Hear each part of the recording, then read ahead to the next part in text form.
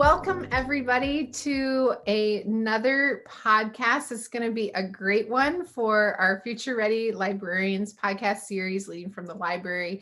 And I'm so excited today to welcome my good friend Tom to our podcast. How are you doing, Tom? Shannon, I am doing great for a Thursday after work. I'm feeling pretty good. So I'm ending the week on a positive note. Yay, that's awesome.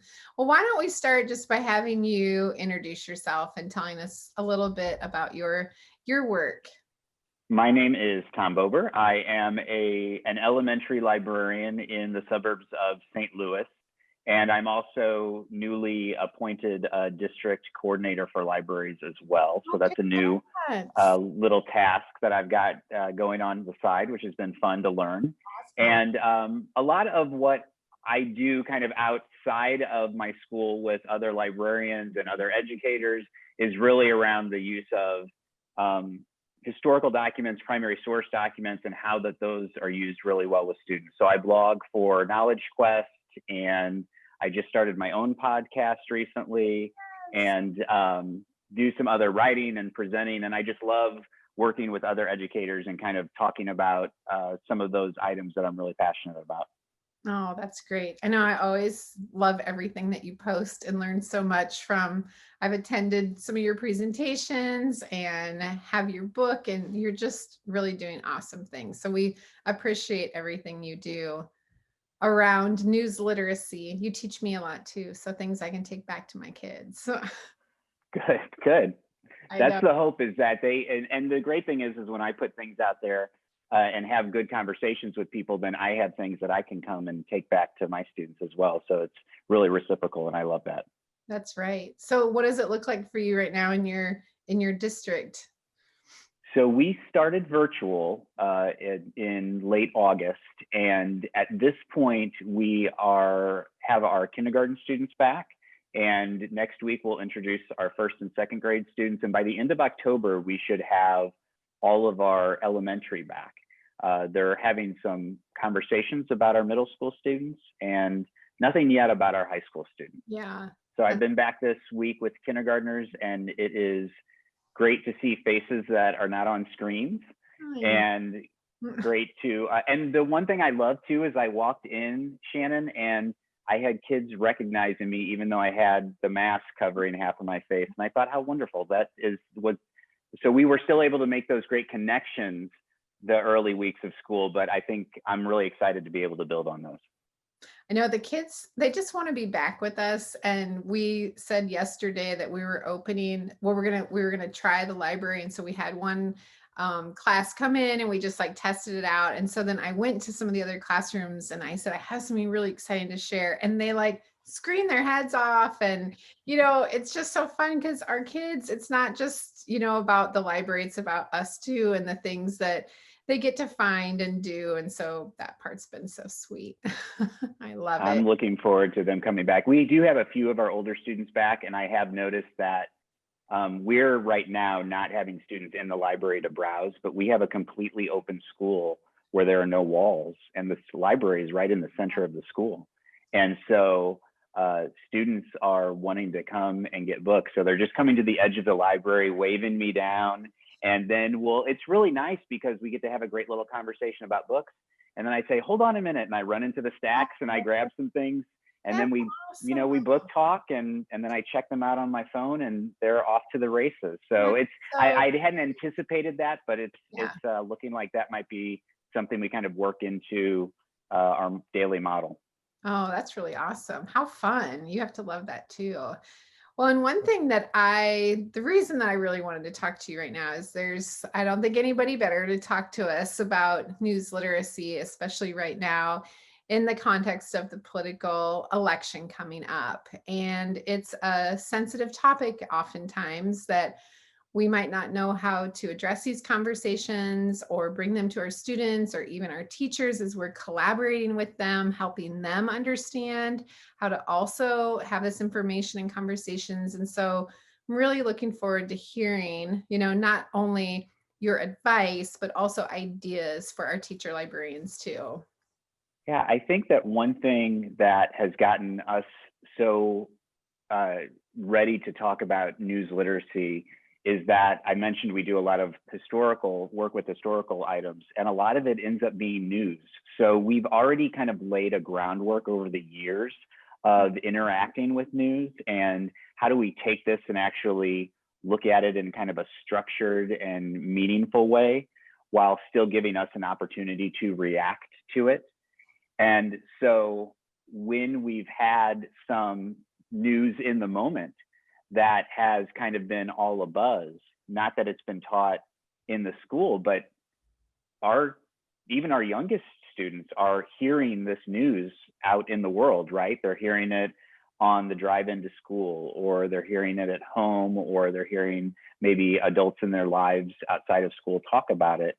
And a big thing that I thought would be important, and we've done over the last couple of years in different instances, is to kind of take a pause and to say, okay, tell us what you're hearing, and now let's figure out what the information is that we really need to know to understand it. So what we're really trying to do, what I'm trying to do when we talk about news literacy around this election or around anything current, is to give the students tools not only to deal with the news when they're in the walls of our school, but to deal with the news and understand the news and make sense of the news when they leave for the day, because that's really where they're going to be encountering it. And of course, and I don't know about your students, Shannon, but we've got our oldest students, I can't believe this, but it's true, at elementary school, walking out and they're pulling phones out of their pockets. So they're getting news pushed out to them regularly in all forms and fashions. And so we really want to make them as prepared as possible to make sense out of that, and to understand it as best as they can. Well, and our kids, like you're talking about phones, like they are not only, have the news that they're reading, they're seeing things like after the debates, this week and last week, the TikToks, and they're on Instagram, and it can be our young learners, that have their own devices, that if they're at school or at home and accessing that, and they have questions, they have big questions, and oftentimes big concerns too. And I think we have a huge opportunity as librarians to really be the leaders in how we're making sure that our kids understand and that they have the tools that they need to have these conversations. I'm really glad that you mentioned like them seeing this information like on TikTok and that type of thing that's related to the news, because there's really two kind of foundational pieces that we have started out with this year with some of our older elementary students. The first one is just making sure that we're really clear on the idea of fact and opinion, because we should be able to agree on facts. Those things are provable. Our opinions should be based on some kind of facts that are out there as well, but we may not agree on those. So understanding that if we do get to a point where we're having a dialogue, that we're going to have those two components come into play. But then when it comes to news, one thing that I think is really important for our elementary learners, but really I think it goes up to middle school and high school too, is to have really simple working definitions of things like news. So when I asked my students, well, where do you get your news from? I did have students say things like TikTok. I had students say, oh, I listen to The Daily Show. And I had to say, well, hold on a second. That's not necessarily news. There is information in there, right? But when we talk about news in our school, our working definition that we use is a publication or a broadcast about a current event that's meant to inform us. So it's got to kind of hit those three things. It's got to be broadcast or published out there into the world. So it's not just me talking to you on the playground. It's got to be about a current event. So then we'll call it news. If not, it might be historical news. And then it's got to be meant to inform, which means we kind of have to look at it carefully. So in the case of those other examples, a lot of times it's to entertain us or to make us laugh. And yes, maybe it does also inform us, but that's not necessarily the primary role. So even just identifying what is news out there, where it starts to, I think, clarify some things for students. And then the other thing we try to do very carefully is to give them some student-friendly options for news where they can actually get some information. And so we've got some classrooms, using Time for Kids. We are subscribing to Newsella and using that as a news resource. And so we've got some student-friendly things out there where we get a nice wide range of topics, and including things around the election or the elections, I should say, because we've got things going on at the state level and at the federal level, and it's student friendly and nice and easy to digest. Well, and I think that is so important to know. I was going to ask you that, like what resources you use. We use Newsella in our school too, and Time for Kids and like Scholastic News. Like we use different things. And I think one of the big things is when teachers have access to these materials, and Newsella does a great job, at giving us like different ideas, or if it's the current event things that they have every week with Pear Deck, it's really nice to have these. But maybe some ideas on just how it looks as a librarian to collaborate with your teachers, and just maybe an example of, especially when it comes to like having these conversations around the election, like just some ideas for us to get us kind of thinking and inspired. Yeah, I think that, well, with collaboration, this year has been different because we've been working remotely. So there's been obviously a lot of Zoom calls, and I felt, as I think maybe a lot of other librarians maybe have with their classroom colleagues, a little bit disconnected. And so the first thing I did was reach out at the beginning of the year and just in an email and say, here's some things I'm thinking about. Here's some things that I think are on my radar as areas where I would really love to collaborate with you. One of them was around news literacy and the election. And then I noticed that a lot of my teachers were kind of, in a sense, you would hope they would reach out, but I think sometimes when they're really trying to figure out the moment, they kind of close in just for a little bit. Yeah. And they're trying to kind of figure out their world before they start to bring me into it or another specialist into it. And I was able to find one fourth grade teacher who was ready to jump in. He needed some help. He was feeling a little, I think, overwhelmed specifically with the social studies elements of what he was doing. And he reached out and said, hey, I've heard you mentioned this. Would you be interested in having a conversation? And at that point, the way that I usually approach it with my teachers is I first of all agree to curate all the materials. So let me find everything for you. But the other thing I've been thinking about so much more lately, Shannon, is I really think that I try to also be a curator of pedagogy. Like, let me curate, the approach we're going to take and how we're going to introduce this, and let me structure this all together. And then, of course, then let you react to it. But I want to take one thing off your plate. I remember when I was in a classroom, and I would have just loved to have something taken off of my plate, especially as big as kind of a multi-day experience like that with students. So I try to take on as much as a teacher wants me to. And then from there, as far as to wrap up the collaboration piece, then my hope is always that teacher is going to go out and kind of sing my praises if things go well. Oh. And if not, then I'm going to go out and sing my praises and say, hey, look at what I did. And we are rolling out and doing this now in multiple classrooms at multiple grade levels because we've got had some good feedback. And so that's, as far as collaboration, one way I think that I really work to make those connections is I think some teachers are going to bring me in right away, and then to some degree for other teachers, kind of the proof is in the pudding. So yeah. They want to hear, hey, did it go well? Yes. Okay, then come on in and let's make it work with you too. Oh, that's awesome. Yeah. With working with this particular election, I think there's obviously a lot of strong opinions. There's a lot of emotions. And so what I really wanted to do was not get into a shouting match, obviously, with students about, what do you believe or what do you think, and just kind of putting that back and forth. What I wanted to do was go back to kind of a roots of civics and ask the question, why do we care about this? Mhm. Why should we be emotionally invested in this election?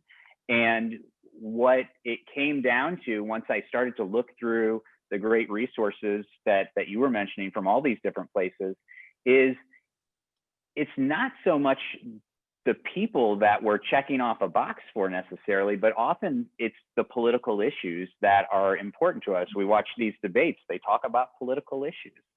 And so where we tried to get to with using these great resources was to figure out, first of all, this idea of fact and opinion, then also to just learn and make sure we were comfortable in a remote fashion with using Newsela or whatever other tool we were using. And we used that as a bridge into the idea around political issues. And that let our students take a bit of a deeper dive. And the nice thing was they were able to identify things that they cared about.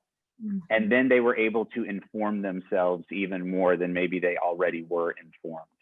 And we did have the occasional student who chimed in and for support of an individual.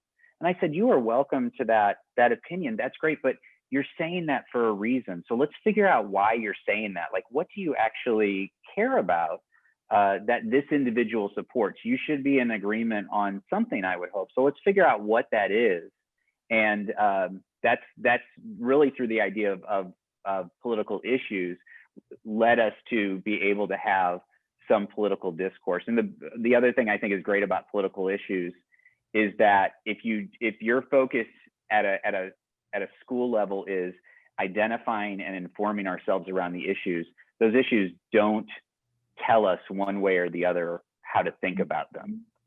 We just get informed about them. And so I felt really comfortable with the fact that more than likely I had moms and dads and other adults listening in on me doing some of this teaching. And I had some teachers with reservations saying, oh my goodness, what if a parent hears you? And I said, this is wonderful. I want them to hear me. I want them to be thinking about gathering information and getting informed in the same way, because what we're not doing, and I think sometimes what people get a little bit scared about, teachers included, get a little bit scared about, is they don't want to be perceived as telling students what to think. Yes. And instead, what we want to do is the whole purpose behind news literacy, of course, is to teach them to understand the information out there and to be informed by it. And so that's really the approach, that the angle we're trying to take when it comes to the election. And as we get a little bit closer, we're going to revisit things and then talk about, okay, on election night, because TVs are on and you know, they're going to see a lot of this. What are we going to see? So we will get into the Electoral College and how they announce states by time zones and all of those types of things, so that in the moment, if this is on in their home, this is something they're going to be able to see and to comprehend and to digest a little bit easier by giving them some more contextual knowledge. Because when you only see this every 4 years, there are some students elementary wise that I only get to talk about this with once when we talk about a presidential election. Yeah, that's so true. I love all those ideas. I'm going to take those back to my teachers and community too. Hopefully you're writing about this so we can all share it. I'm thinking about trying to figure out how I can share this out a little bit more easily out into the world, especially kind of in the moment, which is why I'm really glad to be able to share a little bit with you right now about this, because it's a chance to share it out and get some feedback and learn from other people as well. Yeah, well, if you ever figure that out, you'll have to give us a link and then we'll include it for everybody to also follow, because I just love that you're getting to, you know, kind of swing in that social emotional, especially this year, you know, with a lot of emotions running high, a lot of families having all kinds of situations, our kids wanting to be back with each other. Mm-hmm. And so it's great that you're able, you know, to teach remotely and to see, you know, those kids too. They're lucky to have you. I think if I could add one more thing in that you just kind of jogged my memory about, that I think is so important when we teach about news literacy and around these topics that can be emotionally filled topics, is that we need to, as we're teaching, also be giving students opportunities to share those feelings, to share their voices, to share those opinions, and also, of course, modeling how to do that in a really friendly and or I should say productive way, right? In a way that is going to be an advocate for yourself while also being kind of having that polite discourse that we always want to have in schools anyway. Yeah, that's great. I know. I can't wait to, I hope that you figure out how to share it and how we can watch, and just really, I took a lot away from this that I can bring back now to Van Meter. So I appreciate that. Appreciate all of your wisdom that you have. I appreciate the chance to talk with you. Yes. And tell people, Tom, how they follow you online so they can check that out too. The best place to find me is typically on Twitter, and my handle is Captain Library. I'm on Instagram too, but I'm more of a voyeur, and I am on the Future Ready Librarians page on Facebook as well. Yes, I know you always share great things. So we loved having you on, and I can't wait to just watch what happens, and all of your ideas are just always something that we can take back and just really put into place. And I think that is what is so valuable. And so thank you for sharing those ideas with us. Thanks, Shannon.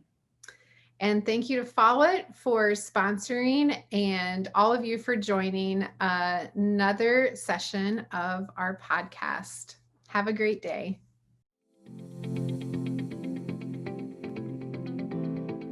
Thank you for joining us for the Future Ready Librarian podcast, Leading from the Library. I would like to also thank our sponsor, Follett Learning, for their amazing continued support.